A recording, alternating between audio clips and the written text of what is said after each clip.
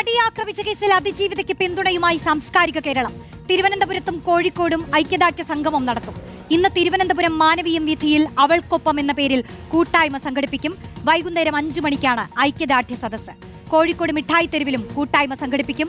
R റോഷിബാലും Sanio മനോമിയും ചേരുന്നു. വിശദാംശങ്ങളുമായി ആദ്യം ആർ റോഷിബാലിലേക്കാണ്. റോഷിബാൽ, സാംസ്കാരിക കേരളം അതിജീവിതയ്ക്കൊപ്പം നിൽക്കുന്നു എന്ന് കേൾക്കുമ്പോൾ തന്നെ വലിയ ആശ്വാസമാണ്. തിരുവനന്തപുരത്തെ പരിപാടി എപ്പോഴാണ്? റോഷ്നി, തിരുവനന്തപുരത്ത് വൈകിട്ട് 5 മണിക്കാണ് മാനവീയം വീതിയിൽ സാംസ്കാരിക കൂട്ടായ്മ.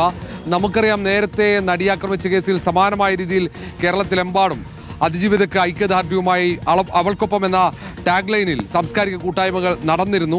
അന്ന് ഈ സ്ത്രീപക്ഷ നിലപാടുള്ള മനുഷ്യരൊന്നാകെ ആ പരിപാടികളിലെത്തി ഐക്യദാർഢ്യം പ്രഖ്യാപിച്ചതാണ്. സമാനമായ സാഹചര്യം ഇപ്പോൾ ഒരുങ്ങുന്നു. കാരണം നടി ആക്രമിക്കപ്പെട്ട കേസിൽ അതിജീവിതയ്ക്ക് നീതി ലഭിച്ചില്ല എന്ന വിലയിരുത്തലിലേക്ക് കേരളം എത്തുകയാണ്. എല്ലാ കുറ്റവാളികൾക്കും എല്ലാ പ്രതികൾക്കും ശിക്ഷ ഉറപ്പുവരുത്തണമെന്ന ആവശ്യം, അത് സർക്കാർ അതേ ആവശ്യം ഉയർത്തുന്നു. പ്രതിപക്ഷ പാർട്ടികളും അതേ ആവശ്യത്തിലേക്ക് എത്തുന്നു. ഈ സാഹചര്യത്തിലാണ് സാംസ്കാരിക പ്രവർത്തകർ ഈ ആവശ്യം ഉയർത്തി തെരുവിലേക്ക് ഇറങ്ങുന്നത്.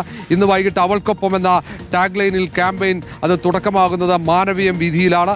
സാംസ്കാരിക പ്രവർത്തകർ ഒന്നാകെ അവിടേക്ക് എത്തും. അടുത്ത ദിവസങ്ങളിൽ മറ്റു ജില്ലകളിലും സമാനമായ രീതിയിൽ അതിജീവിതയ്ക്ക് ഐക്യദാർഢ്യം പ്രഖ്യാപിച്ച ആളുകൾ തെരുവിലേക്ക് ഒഴുകിയെത്തും. റോഷ്നി.